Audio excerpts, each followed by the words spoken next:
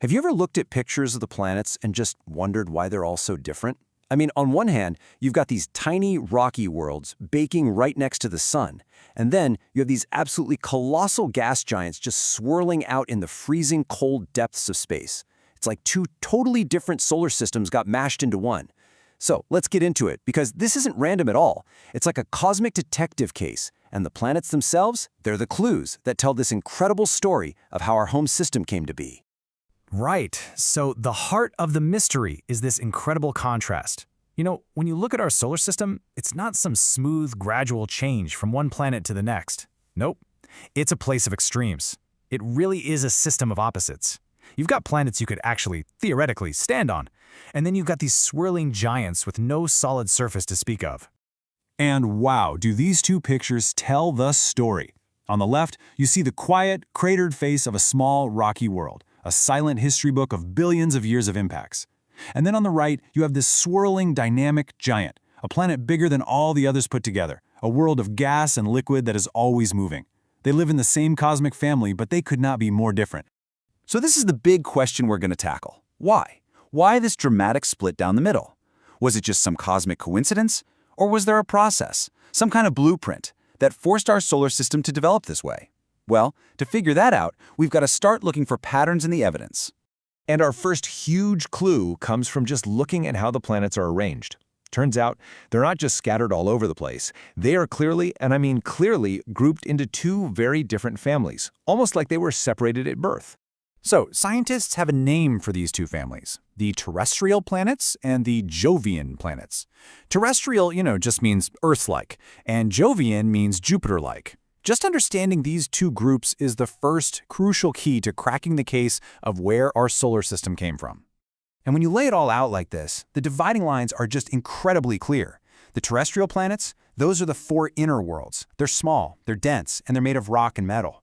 Then you've got the Jovian planets, the four outer worlds. They're enormous, have a really low density, and are made of gas and ice. The location, though, that's the absolute crucial point here. You've got a definite inside group and a definite outside group. Okay, so let's look a little closer at that inner family. We're talking about planets made mostly of rocks, things like silicates and metals, like iron. These are heavy, dense materials. And think about it for a second. These are exactly the kinds of materials that can take the heat of being so close to our star, the Sun. And then, the total opposite. The outer giants are made of the most common stuff in the entire universe, hydrogen and helium. They also have huge, and I mean huge amounts of ices. We're talking frozen water, ammonia, methane. These are all materials that would just poof, evaporate into gas if they got anywhere near the sun's heat. Okay, so the planets themselves give us our first massive clue. But what about all the stuff that didn't become a planet? Let's check out the leftovers, the debris field from our solar system's construction site for our next piece of evidence. See, these leftovers, the asteroids and the comets, they are so important. They're not just chunks of space rock. They're ancient remnants, basically fossils from a time before the planets were even fully built. They hold the secrets of the very early solar system. I mean, just look at this incredible shot of a comet. Think of it like a frozen time capsule, straight from the birth of our solar system. You can even see jets of gas shooting off its surface as it gets closer to the sun. And that tells us exactly what it's made of, and more importantly, where it must have come from. So comets are mostly ice, right? Frozen gases like water, carbon dioxide, mixed in with a bit of dust. And where do we find them? Almost all of them are way out in the distant, cold parts of the solar system. They're relics from that cosmic deep freeze, far away from the sun's warmth. Asteroids, on the other hand, are rocky and metallic. They've got very little ice on them. And where do we find most of them? In the asteroid belt, which is in the inner solar system right between Mars and Jupiter. You're starting to see the pattern? The icy stuff is on the outside, and the rocky stuff is on the inside.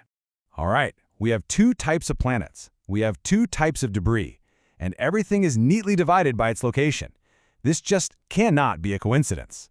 So it's time for the big reveal. There is one single theory that explains every single one of these clues perfectly. It's called the solar nebula theory, and the idea is that our entire solar system, the sun, the planets, all of it, was born together from one absolutely gigantic spinning cloud of gas and dust, something like 4.5 billion years ago. And if you could go back in time, an artist's impression might have looked a little something like this: a huge, flat, spinning disk of material. Right in the hot, dense center, our sun is just starting to ignite. And the planets? They're about to be born out of all that swirling stuff in the disk. So what was the single most important factor that decided which planets formed where? Well, as our source material puts it so well, the reason isn't hard to guess. It was the heat of the sun. That temperature difference created by our young, hot star, it shaped everything. So here's how it all went down.